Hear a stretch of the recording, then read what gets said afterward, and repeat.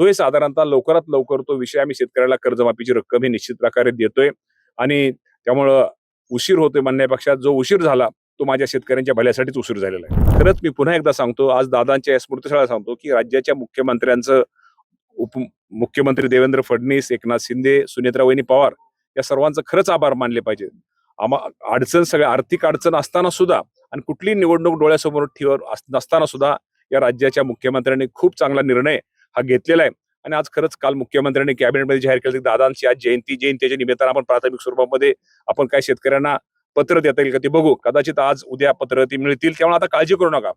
30 जुलैपूर्वी माझ्या राज्यातील शेतकऱ्यांचे 56 लाख पेक्षा जास्त असणाऱ्या शेतकऱ्यांना आणि साधारणतः 40,000 कोटीपेक्षा जास्त रक्कम ही माझ्या शेतकऱ्यांच्या बँक खात्यामध्ये ही निश्चित प्रकारे जमा व्हायला 30 तारखेनंतर सुरुवात होईल.